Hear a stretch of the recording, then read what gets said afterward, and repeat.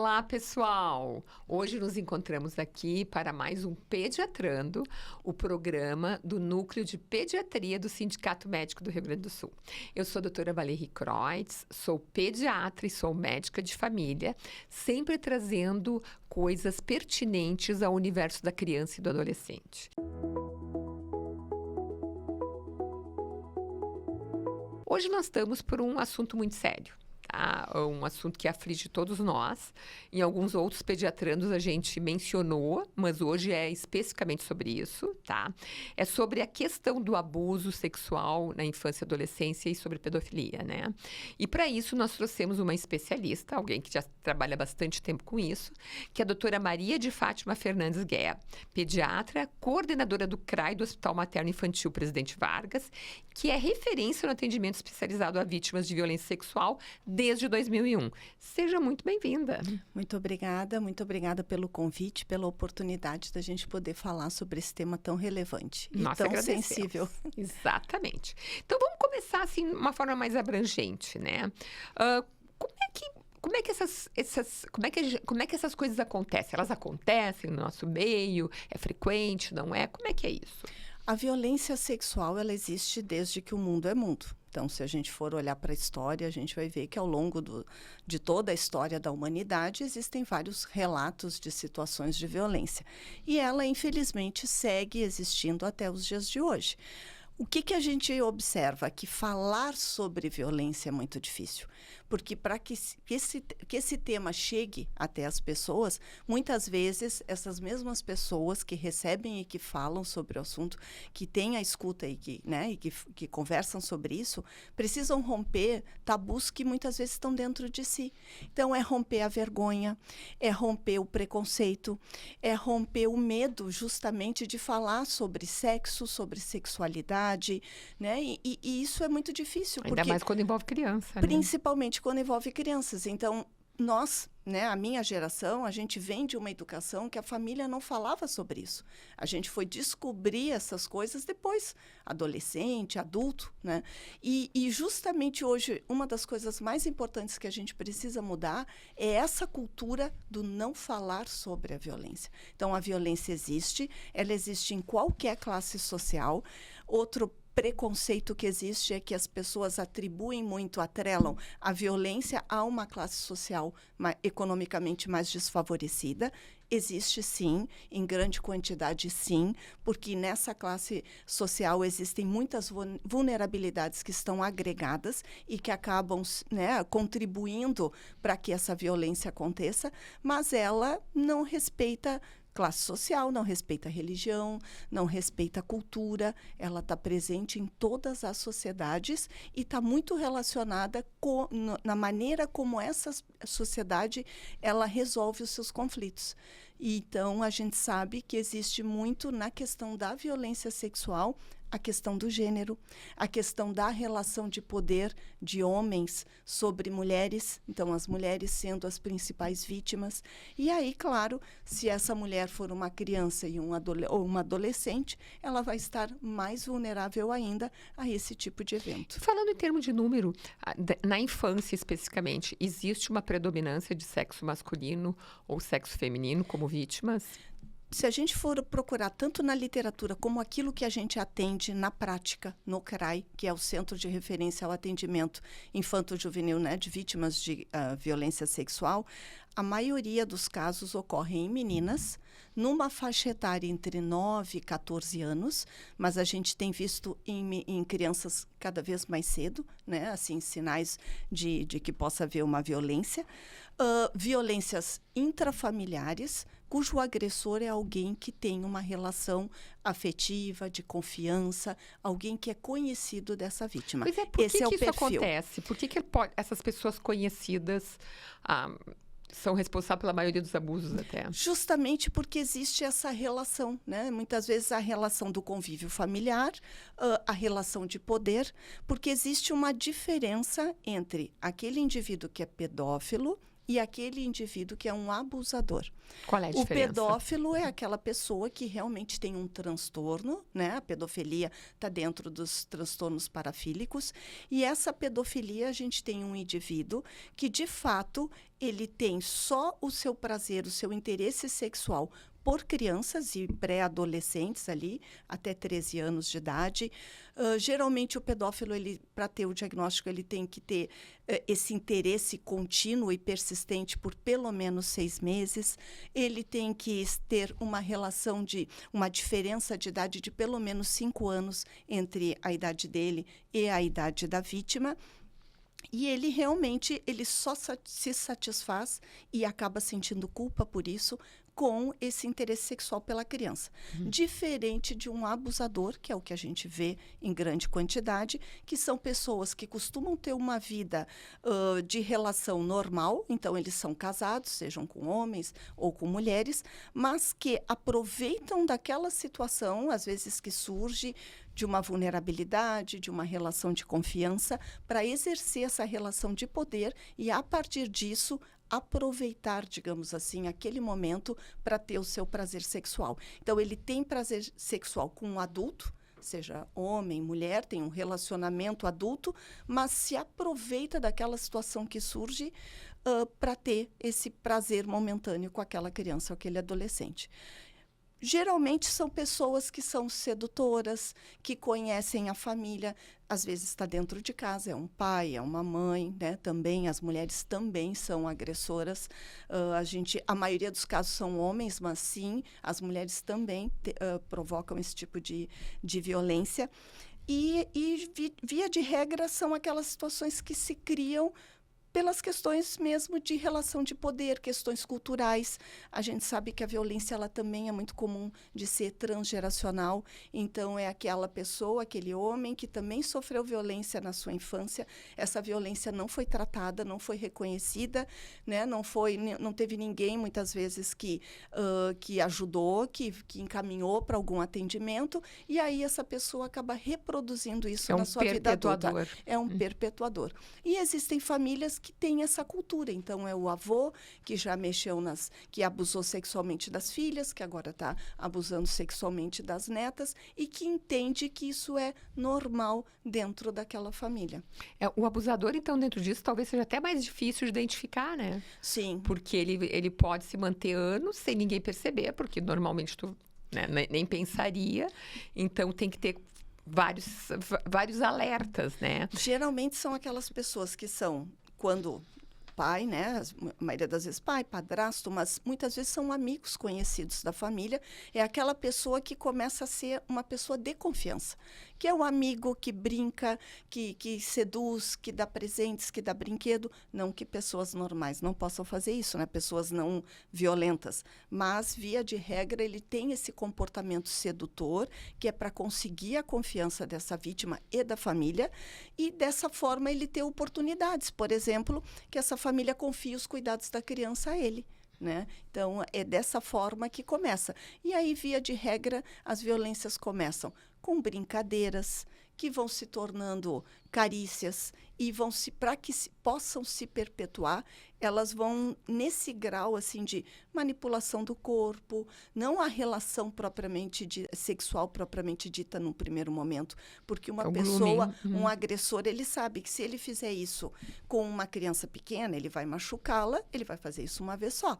Mas se ele começar nessa relação de brincadeiras, carícias, manipulação do corpo, ele vai poder manter essa violência por muitos anos. E às vezes a criança não entende, pode até sentir alguma coisa, não entender o que está sentindo. Existe aquele conflito, né? Porque ao mesmo tempo que a criança vai crescendo, vai vendo que aquilo não é legal, ela vai se sentindo culpada também, porque existe o estímulo do corpo também gera prazer, mas ao mesmo tempo começa a ter com o tempo aquele entendimento que aquilo não é legal. E o desconforto. O desconforto. E isso, à medida que a criança cresce e vai entendendo que aquilo é uma violência, é muito complexo, porque a violência crônica, ela provoca uma baixa autoestima, ela provoca aquele medo de se as pessoas vão acreditar no relato dela, medo de retaliações que muitas vezes esse agressor faz.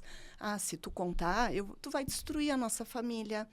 Se tu contar, tu vai para um abrigo. Se tu contar, eu vou matar a tua mãe, né? Se tu contar, ninguém vai acreditar em ti. Tu é uma criança, Exatamente. entende? Eu sou um adulto, né? Então, isso faz uma violência psicológica tremenda, que, via de regra, a violência sexual, ela está associada com outras violências, como a violência psicológica, muitas vezes a violência física, a própria negligência, porque, infelizmente, existem famílias em que as mães, a família percebe que alguma coisa não está bem, mas prefere fechar os olhos. A gente viu agora nos jornais um caso recente em que a mãe, na verdade, obrigava a filha a ter relações com o padrasto desde 7, 8 anos, não sei se tu te lembra, apareceu nos jornais sobre isso, porque pelo menos não era com ela.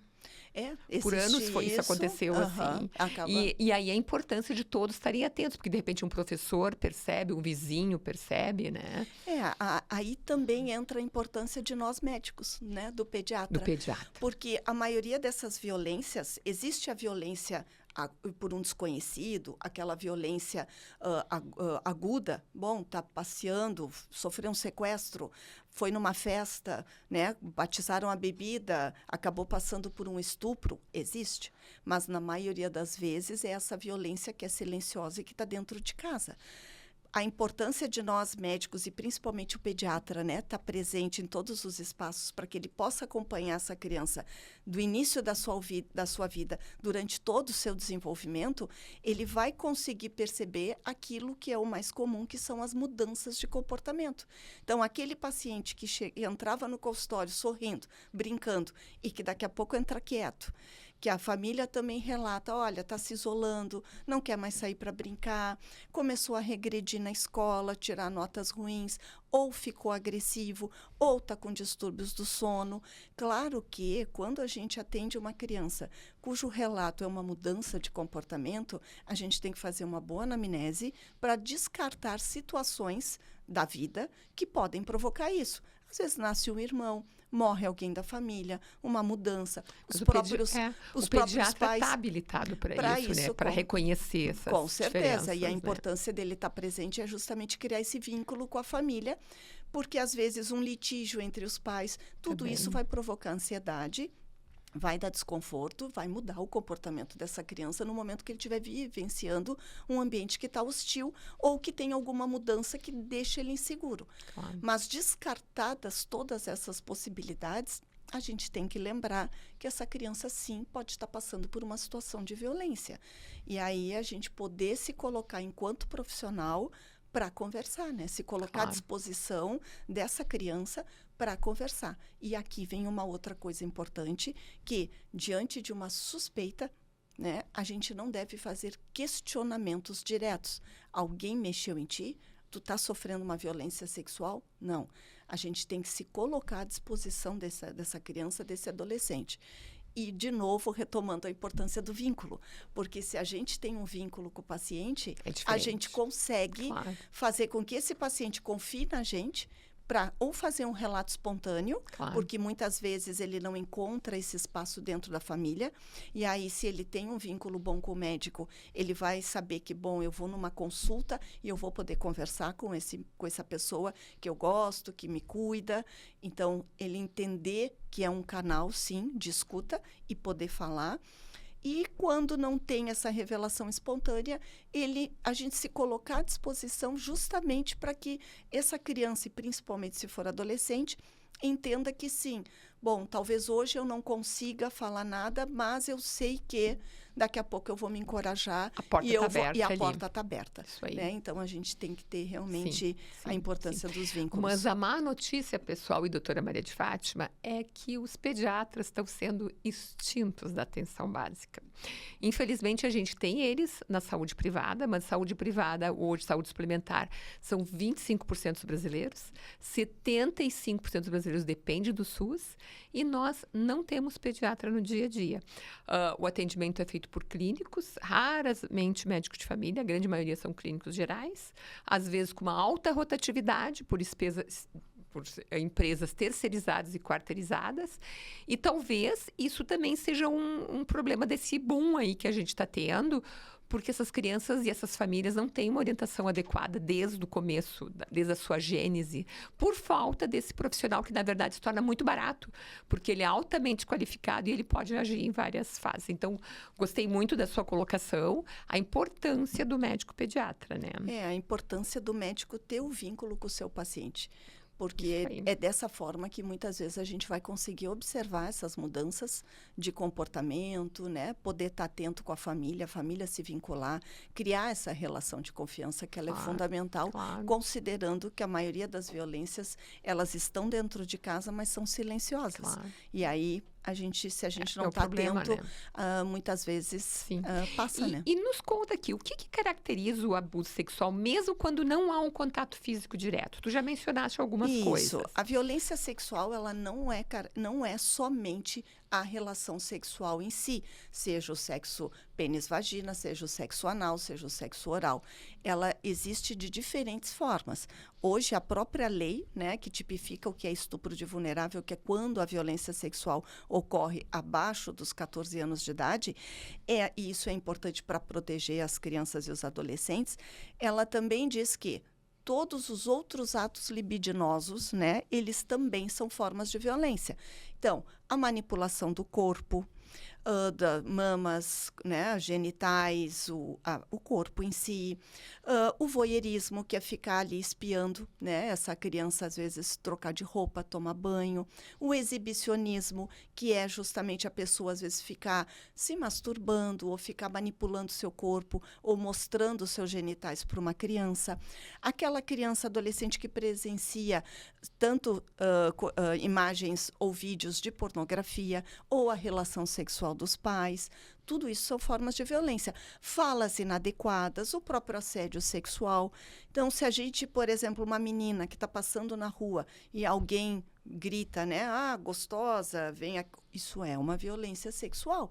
Então, isso é outra coisa importante, porque muitas vezes as pessoas deixam de fazer alguma coisa porque pensam, mas não teve a relação sexual, então não teve violência. Não, isso é uma violência, né? Passar a mão no corpo de uma criança, de um adolescente, para ter prazer sexual durante anos, isso é uma violência. E essa violência, às vezes, ela é mais grave do que se tivesse o ato sexual único. Por quê? Porque a violência psicológica que está agregada durante anos e anos a essa condição, às vezes ela é pior do que a própria violência, que já é horrível, né? E que não se justifica. Sim. Então, realmente é bem grave. E nos conta, quais são os comportamentos do agressor que costuma anteceder o abuso e muitas vezes pode passar despercebido aos outros adultos? Cada situação ela é diferente. O que a gente vê na prática é que esses agressores geralmente são pessoas muito sedutoras, né? Pessoas que se aproximam dessas crianças, desses adolescentes, justamente tentando se vincular, criar uma relação de confiança. Então, pode acontecer, como eu disse anteriormente, da gente ter uma situação aguda de violência? Pode, né?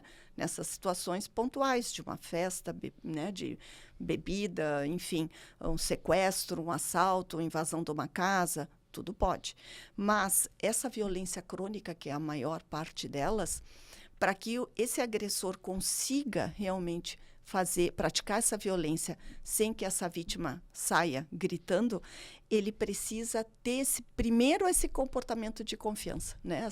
Então, o que precede justamente é isso, é essa coisa mais sedutora, né? E também observar, por exemplo, pessoas que ficam colocando a criança muito... Não que pessoas que amem as crianças não possam pegá-la no colo, mas são maneiras diferentes, né? Às vezes tu pegar uma criança, sentar bem em cima dos seus genitais, né? Mexer a criança. Então é aquela coisa de observar o comportamento, e né? Respeitar o comportamento da criança, porque às vezes a criança não gosta, que não quer beijar, e as pessoas insistem, vai beijar o fulano. Não, ela não quer beijar, o adulto tem que entender, né? Não isso é uma outra coisa que tem que observar. Daqui a pouco a criança começa a ter repulsa especificamente somente por uma pessoa. Pois é, isso eu ia te perguntar Isso agora. é uma coisa que tem que ser chamada atenção, né? Os principais sinais físicos e comportamentais, emocionais mais frequentes em crianças que são exame vítimas. físico, a gente pode encontrar vesículas, pensar em herpes, encontrar uma úlcera genital. Vesículas, bolinhas, pessoal, Isso, bolinhas, como se fosse. E pensar, pensar no herpes, uma úlcera, né, uma lesão mais aberta, pensar numa sífilis, um hematoma que vai lembrar uma violência física. Eu posso ter um pênis corrimento. Demasiado, né? Sim, às vezes por né? manipulação. As meninas com corrimento, que são as leucorreias, isso é uma coisa importante, né? Que nós médicos tem que coletar suave, tem que ver que secreção aquela. Às vezes pode ser pela idade, uma vaginite inespecífica. A gente sabe, principalmente meninas, quando começa ali a questão de irem no banheiro sozinha, às vezes não fazem a higiene adequada, pode ter secreção vaginal e isso não ser, né, violência. Mas descartado isso, claro, feito o exame, às vezes descobre um gonococo, é uma gonorreia. Então, a gente pode ter sinais de exame físico que nos remetam às questões da violência. Às vezes, tu pode ter, por uma violência aguda, uma ruptura de ímen, uma laceração, sangramento, né? Às vezes, a manipulação com o dedo também pode machucar, provocar um sangramento, hematoma de pregas anais, se tiver o sexo anal. Então, existem sinais de exame físico que vão nos remeter ao diagnóstico. Mas a maioria das vezes, que são essas violências crônicas, que não deixam marcas físicas, o que vai nos fazer dar o start, criar o alerta, é a mudança de comportamento. Geralmente são crianças que, de alguma forma, elas vão expressar isso enquanto elas não conseguirem falar. Então, seja pela escola, como eu disse, que começa a regredir. Tem crianças que começam a se isolar socialmente, outras que ficam muito agressivas. Tem criança que começa, às vezes, a ter problemas de sono, de alimentação. Pode ter enurese, encoprese, fazer xixi na cama, xixi na roupa. Então, de alguma forma, ela vai mostrar, nem que seja ficando isolada, que alguma coisa não está bem. Ele regride, né? Ele já vai tinha ter controle uma regressão e começa vai agora regredir. Exatamente. A fazer xixi, cocô. Exatamente. Calças, né? Então, claro que tem que afastar sempre coisas orgânicas, tem que afastar sempre uma pediatra. causa que seja, né, de algum conflito familiar, mudanças, etc. Mas, descartado tudo isso, tem que lembrar, sim, que essa criança está passando por uma situação de violência, né? Às vezes pode ser um bullying na escola, também é uma violência, não é sexual, mas é uma violência. Então, sempre lembrar que esse diagnóstico existe, não é porque não tem marca física que não está sofrendo violência. Às vezes, a única maneira de dizer é através do sofrimento. E isso vai se manifestar, né? E as famílias têm que ter coragem, né? De observar. E a importância das famílias aí também, dos pais, ficarem atentos para os seus filhos, dos pais dedicarem tempo para os seus filhos, dos pais saberem com quem os seus filhos se relacionam, com quem o meu filho está conversando na internet. Ele está só lá no Roblox jogando, mas será que ele não está também dentro dessa plataforma participando de algum chat de conversa?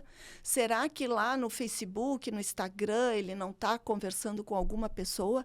Então, às vezes as pessoas, mas eu vou invadir. Não é invasão, é cuidado, né? É ter um jogo aberto com os filhos. E olha, supervisionar as supervisionar, crianças, né? Exatamente, porque infelizmente hoje a gente sabe que existem famílias que terceirizam os cuidados dos seus filhos aos tablets, aos computadores, aos celulares. E aos condomínios. Eu não sei se também. As crianças de 5, 6 anos estão soltas dentro de um condomínio, porque as pessoas acham que é seguro. Sim. E esquecem que lá tem todo tipo de gente também, né? Sim, também não, tem que supervisionar. Criança, em qualquer né? lugar. O ideal é que sempre tenha um adulto que possa supervisionar minimamente para não se machucarem, não saírem correndo, ainda não serem atropelados, como a gente sabe que já existiu casos dentro de condomínios de crianças que foram atropeladas, que se machucaram e tudo mais.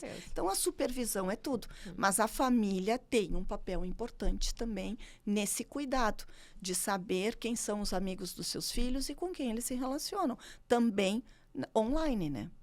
E eu acho que o mais difícil, às vezes, é ver um ente querido ou um ente que te suporta economicamente que talvez esteja abusando. Sim. Esse acho que é o mais difícil para as famílias, não é? É muito difícil. E é muito difícil para Mas a própria marido, criança. um avô, um tio, um padrinho. Sim, né? que tem pessoas com quem tu tem vínculo, tu tem afeto, tem uma relação de confiança. É bem complexo. Mas a criança precisa dessa coragem do adulto que está vendo. Né? Ela Não tem precisa, outra. e ela precisa também ser validada. Quando a criança fala que está acontecendo alguma coisa, que ela conseguiu fazer esse relato, ela precisa ser validada.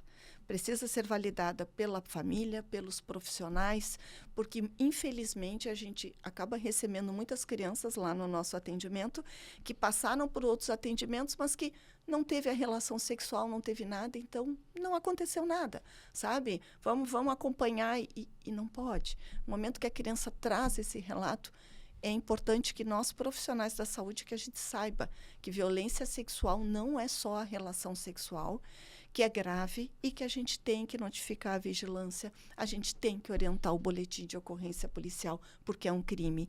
A gente tem que notificar o Conselho Tutelar, que é um órgão de proteção, faz parte da rede de proteção, como nós, profissionais da saúde, fazemos parte dessa rede também. Então, nós precisamos fazer o nosso papel enquanto profissionais. Mesmo que eu esteja suspeitando, eu posso notificar o conselho da minha suspeita, porque o conselho vai justamente lá no território onde essa família mora poder acompanhar, né? Poder conhecer essa família, entender a dinâmica dela e fazer um monitoramento. Da mesma forma, eu tenho que comunicar a vigilância e saúde. Se eu tenho um relato, eu tenho certeza, eu tenho que orientar essa família a fazer um registro do boletim de ocorrência policial. Então, são todos movimentos que nós que estamos atendendo, a gente precisa fazer para proteger. Né? E a família também, às vezes a gente vê mulheres que têm medo de denunciar por medo do parceiro, seja o que for, mas no centro também eles dão essa ajuda para a família, né? No centro que a gente atende, a gente tem assistente social que vai justamente orientar essa mãe, né, dos caminhos que ela pode percorrer para se fortalecer, Até para ter auxílio, né? exatamente, vai encaminhar para um CRAS, para um CREAS, para que ela possa. E também existe um outro centro, que é o CRAM, que é o Centro de Referência ao Atendimento da Mulher Vítima de Violência, que é um serviço excelente também que tem aqui em Porto Alegre, que a gente pode e encaminha também aquelas mulheres que a gente identifica que estão ali porque o seu filho ou a filha está sofrendo a violência sexual, mas que ela sofre violência doméstica também, que a gente também pode encaminhar para esse serviço. Muito importante. E falando no futuro, como é que o abuso interfere no desenvolvimento social, escolar, afetivo da criança? Olha, qualquer pessoa que sofra uma violência psicológica, é muito importante que ela tenha o atendimento, né? Que ela tenha esse acompanhamento. Porque a violência sexual, ela está agregada a uma violência psicológica. E se a gente não tratar isso, essa violência crônica, ela vai se refletir nas relações futuras desse indivíduo, comprometendo essas relações. Então, a gente observa desde pessoas que depois, lá na frente, não conseguem mais se relacionar com ninguém, porque não conseguem mais confiar em ninguém, e acabam, é uma vida solitária para todo sempre, desde pessoas que vão reproduzir essa violência porque não foram tratadas e lá na frente não ressignificou aquilo ali, exatamente, né? E acabam reproduzindo isso.